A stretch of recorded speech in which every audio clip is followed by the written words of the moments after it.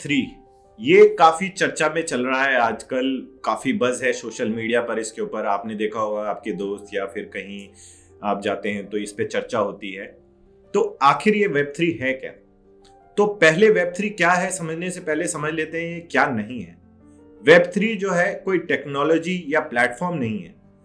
ये एक इरा या फिर एक कैटेगराइजेशन है वेब और इंटरनेट के ऊपर। तो वेब 3 समझने से पहले हम समझ लेते हैं इससे पहले क्या था। तो 90s में जब इंटरनेट पॉपुलर हुआ तो उसको हम कह सकते हैं फर्स्ट जनरेशन थी, वेब 1 बोल सकते हैं उसको, जहां पे खाली स्टैटिक वेबसाइट थी, रीड ओनली वेबसाइट्स थी। मतलब आप उस पे कोई इंफॉर्मेशन पब्लिश करता था और हम उसको जाके पढ़ लेते थे, जैसे हम अखबार पढ़ते हैं। वहां पे हम कुछ अपनी इंफॉर्मेशन अपनी तरफ से नहीं डाल सकते थे। ये कमी जो है वेब 2 जो 2000s में 2004 और उसके बाद आया, तो सोशल मीडिया जो वेबसाइट्स हैं और यूट्यूब हो गया, जहां पे मैं और आप जैसे लोग, आम लोग, अपनी इंफॉर्मेशन वहां पे डाल सकते थे। तो ये read and write as well हो गया। वहां पे आप वो कुछ पब्लिश भी कर सकते हैं और हम अपना कुछ पब्लिश भी कर सकते हैं जिनके पास कंट्रोल। तो इसमें प्रॉब्लम क्या हुई कि हमारी इंफॉर्मेशन, डेटा हमारा, लेकिन कंट्रोल था मोनोपोलीज के हाथ में, जैसे फेसबुक, ट्विटर। वो चाहे तो आपको अपने प्लेटफॉर्म से हटा सकते हैं और वो चाहे तो आपके जो पोस्ट्स हैं उनको ज्यादा लोगों तक ना पहुंचने की कोशिश भी कर सकते हैं। एल्गोरिदम उनके कंट्रोल में रहती है। तो वेब 2 में ये सारी कमियां थी, जिसको दूर करने के लिए अब लेटेस्ट जो है वेब 3 का एक तरह से जन्म हुआ है, जिसमें आप रीड, राइट और ओन करते हैं अपने डेटा को, और उस पे जो भी इंफॉर्मेशन है वो आप कंट्रोल कर सकते हैं। तो वेब 3 के एग्जाम्पल्स क्या हुए? जैसे आपने देखा होगा, हमें अगर अपनी पैसा ट्रांसफर करना है फॉरेन कंट्री में, तो हमें बैंकिंग चैनल के थ्रू जाना पड़ता है, उसके थ्रू हम कमीशन काफी देना पड़ता है। या फिर अगर मैं ये YouTube की वीडियो बना रहा हूं तो इस पे अगर एडवर्टाइजमेंट रन होते हैं तो उसका share majority in some cases goes to YouTube, and then जो कुछ बचाएगा वो हमारे पास आता है एज ए क्रिएटर।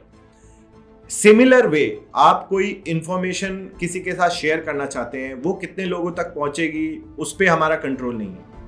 इन सब चीजों को दूर करने के लिए आजकल डैप्स का जन्म हुआ है, जो डिसेंट्रलाइज्ड एप्स हैं, जिनका बेसिस ऑफ टेक्नोलॉजी ब्लॉकचेन है। जैसे आपने बिटकॉइन के एग्जांपल में देखा होगा कि बिटकॉइन को एक कंपनी ओन नहीं करती है, बहुत सारे इंटरनेट से कनेक्टेड कंप्यूटर्स हैं जिसके ऊपर उसका डेटाबेस मेंटेन होता है, लेजर मेंटेन होता है। ऐसे ही कई सारी डिसेंट्रलाइज्ड एप्स का इजाद हुआ है इस प्रॉब्लम को दूर करने के लिए, कि हम विदाउट पेइंग मच कमीशन हम अपना पैसा ट्रांसफर कर सकें, या क्रिएटर्स अपना कंटेंट अपने फॉलोअर्स तक पहुंचा सकें जिसमें कमीशन ना देना पड़े, और जो भी रेवेन्यू जनरेट होता है वो आपके पास आए। लेकिन ऐसा नहीं है कि वेब 3 के साथ सारी प्रॉब्लम्स दूर हो गई हैं, क्योंकि काफी बड़े एक्सपर्ट्स और जो इन्फ्लुएंसर्स हैं उनका ये कहना है, जैसे इलॉन मस्क और भी बाकी लोगों का कहना है, कि वेब 3 एक खाली बज़वर्ड है, मार्केटिंग बज़वर्ड है। क्योंकि वीसीज जो हैं, जो वेंचर कैपिटलिस्ट होते हैं, उन्होंने काफी पैसा पंप किया है इन डैप्स में, जो डिसेंट्रलाइज एप्स में है। तो वो उस बज़वर्ड को एक लोगों तक पहुंचाने का जरिया बनाया है, एक मार्केटिंग गिमिक है। और दूसरी प्रॉब्लम जो मुझे बिटकॉइन और क्रिप्टो करेंसी में भी नजर आती है, कि कुछ एप्स आपको बिना कोई आईडी अपनी दिए हुए, बिना कोई ट्रस्ट सिस्टम बनाए हुए, आपको अपॉर्चुनिटी या फिर एक जरिया देती हैं कि आप अपना पैसा खुलेआम ट्रांसफर कर सकें। तो ऐसे में क्रिमिनल एलिमेंट्स ऑफ सोसाइटी उनके ऊपर कैसे कंट्रोल करेगी?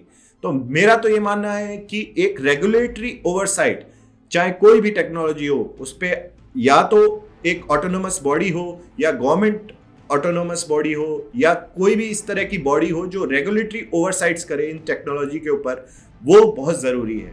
क्योंकि क्रिमिनल एलिमेंट्स आज के टाइम पे लिमिटेड होते हैं। अपना पैसा, हवाला का सिस्टम जरूर चलता है, लेकिन आम कोई भी उठ के उसमें एंटर नहीं कर सकता, तो लिमिटेशंस हैं। लेकिन अगर आप इस तरह की टेक्नोलॉजी और इस तरह फ्रेमवर्क का इजाद करते हो जिसमें कोई कंट्रोल ही नहीं है, कोई ट्रस्ट नहीं है, कोई आईडी आपकी नहीं ली जा रही, कोई ट्रेसेबिलिटी नहीं है, आपको ट्रेस नहीं किया जा सकता।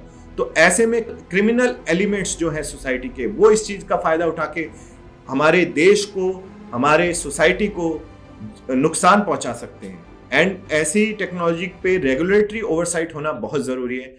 आप लोग क्या सोचते हैं इस बारे में जरूर कमेंट करके बताएं। और आपको अगर ये वीडियो पसंद आया, एक सिंपल भाषा में मैंने कोशिश करी है एक्सप्लेन करने के लिए Web3, तो इसको लाइक करें और शेयर करें। Thank you for watching. जय हिंद।